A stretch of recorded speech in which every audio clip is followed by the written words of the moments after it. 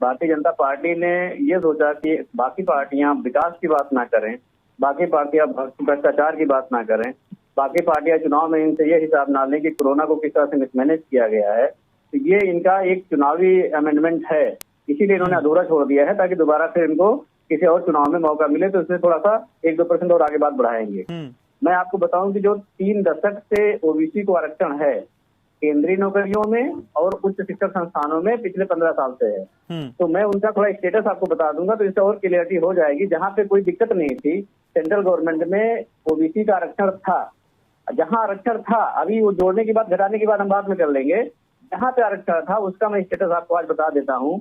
अभी धर्मेंद्र प्रधान जी ने ही लोकसभा में एक सवाल के जवाब में बताया था, जो देश की सेंट्रल यूनिवर्सिटी है उसका डेटा इन्होंने बताया है।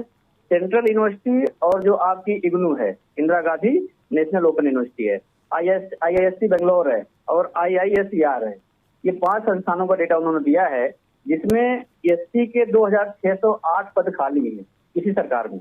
उसके बाद एसटी के 1344 पद खाली हैं और ओबीसी के 4821 पद खाली हैं। कुल मिला के 8773 पद खाली हैं और पिछले 7 साल से ओबीसी का आरक्षण केंद्र में है और central government Bharatiya Janata party की है।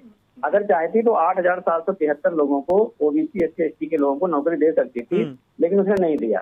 तो यहाँ तो कोई ऐसा डिस्प्यूट नहीं था, यहाँ तो कोई ऐसा दिक्कत नहीं थी कि भाई आरक्षण दे नहीं सकते हैं। उसके अलावा जो देश की 49 सेंट्रल यूनिवर्सिटी हैं, 49 सेंट्रल यूनिवर्सिटी में एक भी यूनिवर्सिटी में ना तो ओबीसी वाइस चांसलर है ना ही SC वाइस चांसलर है। अब मैं देश के उच्च शिक्षा संस्थानों पे आ जाता हूँ। देश में 23 IIT हैं, 23 IIT में एक भी IIT में ओबीसी डायरेक्टर नहीं है। देश में 31 NIT हैं, 31 NIT में से एक भी NIT में ओबीसी डायरेक्टर नहीं है।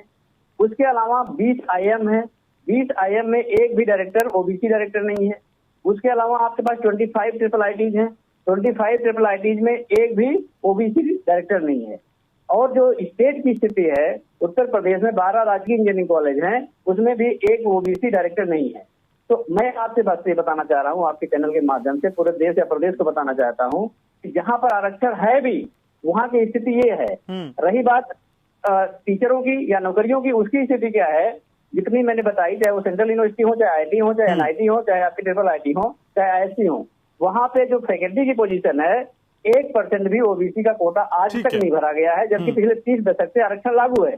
तो सवाल ये उठता है कि जो चीजें लागू हैं उसमें स्थिति है, तो जब बाकी जो इन्होंने कहा कि हमने और जातियों को जोड़ने का अधिकार दे दिया, अब साहब मुझे बताओ कि आप कैद तो बढ़ा नहीं रहे हो, उसकी दायरा बढ़ा नहीं रहे हो, उसमें जातियों को बढ़ा दोगे उससे क्या फर्क पड़ेगा।